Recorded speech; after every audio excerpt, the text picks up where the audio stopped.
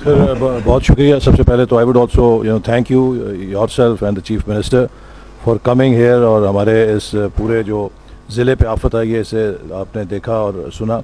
मैं सर ये कहना चाहूँगा, देखिए सर, क्लाइमेट चेंज अब आएगी और ये न्यू नॉर्मल है, लेकिन ये अनमैनेजेबल नहीं है. मैं आपको सर मिसाल दूंगा.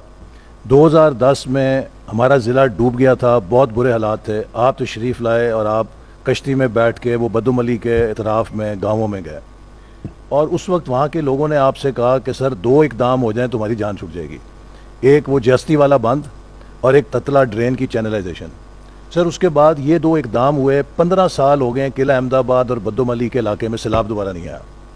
सो जो इस बात का सबूत है कि अगर आप इंफ्रास्ट्रक्चर को सही तरह डिज़ाइन करें और एडेप्टेशन करें तो इन चीज़ों को मिटिगेट किया जा सकता है. अब जिस तरह ये नाला डेक है, इस पे पिछले साल से अहमद भी मेरे पीछे पड़ा हुआ था और हम ये कोशिश कर रहे थे कि किसी तरीके से इसके स्ट्रेंथनिंग हो जाए, और अगर हम कुछ इंटरवेंशन करते शायद बेहतर हो जाती. मेरा मकसद है कि we must identify those gaps कि जो हमारे इंफ्रास्ट्रक्चर में. सर अगर आप रिवर रावी देखें, इंडिया ने अपनी साइड पे इतने शानदार स्पर्स बनाए हैं और बंद बनाए हैं कि उन्होंने सारा पानी वो हमारी तरफ फेंक देते हैं, उनकी तरफ मिनिमम डैमेज होती है.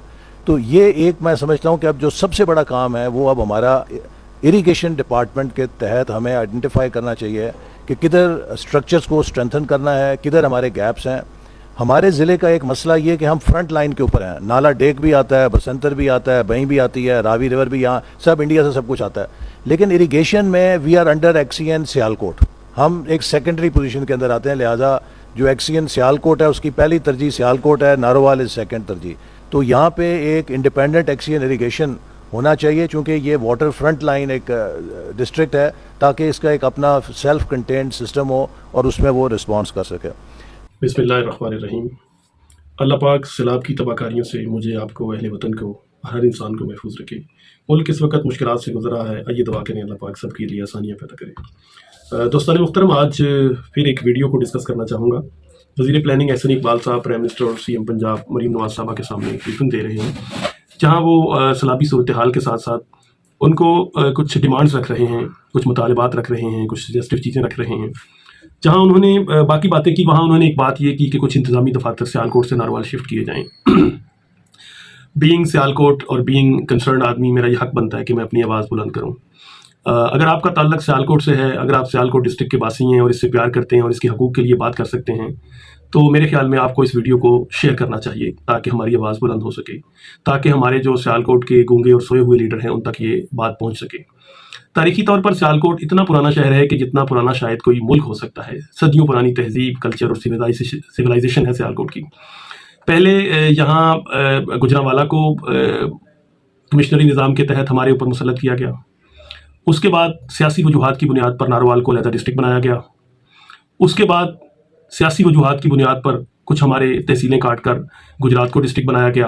तो ये सियासी बुनियादों पर, इंतज़ामी मजबूरियों की बुनियाद पर और बेनिफिट्स की बुनियाद पर और वोटों की बुनियाद पर डिस्ट्रिक्ट सियालकोट को इसके एरिया से और इसके हदूद अरबा से महरूम किया गया, अगेंस्ट द विशेज़ ऑफ सियालकोटीज़. अब क्या है कि सैलाब की आड़ में यहाँ वज़ीर प्लानिंग ने कुछ दफातर की मुंतकिली का मुतालबा किया है.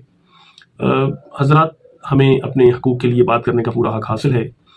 देखें, अगर देखा जाए तो फंड्स की जो एलोकेशन है उसकी कोई प्रॉपर फिगर नहीं होती है, लेकिन सियालकोट के मुकाबले में नारोवाल में जो इंफ्रास्ट्रक्चर डेवलपमेंट हो रही है वो हर आदमी जानता है कि ज़्यादा है.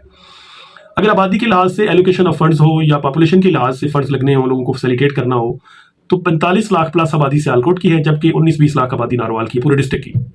तो आप देखें वसाइल कहाँ ज़्यादा लगने चाहिए. अभी फ्लड के जो अभी असरात हैं, सबसे ज़्यादा जो अफेक्टेड तहसील है वो तहसील पसरूर है. 9,70,000 की आबादी है ऑलमोस्ट इस तहसील की, जबकि ये ऑलमोस्ट 50% आबादी बनती है डिस्ट्रिक्ट नारोवाल की. लेकिन अभी भी क्या होगा कि फंड्स ज़्यादातर नारोवाल लगेंगे. अब देखें, जो तहसील पसरूर है, एरिया तो सारा उसका डैमेज हुआ है. तहसील जफरवाल में तो जस्ट नाला डेक एंटर होता है, बाकी सारी तहसीलें जो तहसील पसरूर की हैं वो सारी अफेक्ट हुई हैं. डिस्ट्रिक्ट सियालकोट जो है वो अफेक्ट हुआ है. नारोवाल 2300 स्क्वायर एकड़ पे किलोमीटर का एक डिस्ट्रिक्ट है, जबकि 3000 एकड़ सियालकोट का है. रकबा वाइज भी ये बहुत बड़ा डिस्ट्रिक्ट है. इंतजामी लिहाज से इंडस्ट्री को फैसिलिटेट करने के लिए यहाँ सड़कों का इंफ्रास्ट्रक्चर बहुत मजबूत होना चाहिए, जो कि बिल्कुल नकारा हो चुका है. हम लोग इस वक्त जो फोकस कर रहे हैं वो सारा लोगों की जो ज़रई रकबा है उसके नुकसान का है. आप देखें, सियालकोट में काफ़ी सारी फैक्ट्रीज हैं जिनके अंदर पानी दाखिल हो गया है, और एक फैक्ट्री स्पेशली मैं उसको जानता हूँ, कैंट साइड पे फैक्ट्री है, अरबों के हिसाब से उसका नुकसान हुआ है. تو آپ دیکھیں گے کہ ایسا شخص جو سالوں سے گورنمنٹ کو ٹیکس دے رہا ہے, لوگوں کو فیسیلیٹیٹ کر رہا ہے, نوکریاں پرووائڈ کر رہا ہے, تو اگر اس کا اربوں روپے کا نقصان ہو گیا تو گورنمنٹ کو اس کو فیسیلیٹیٹ کرنا چاہیے. تو میں یہ چاہتا ہوں کہ یہ آپ جن لوگوں کا بھی تعلق سیالکوٹ سے ہے وہ اس ویڈیو کو ضرور شیئر کریں تاکہ ہمارے سوئے ہوئے گونگے لیڈرز کو تھوڑا سا خیال آئے اور وہ اپنے حقوق کے لیے بات کر سکیں. پاکستان زندہ باد.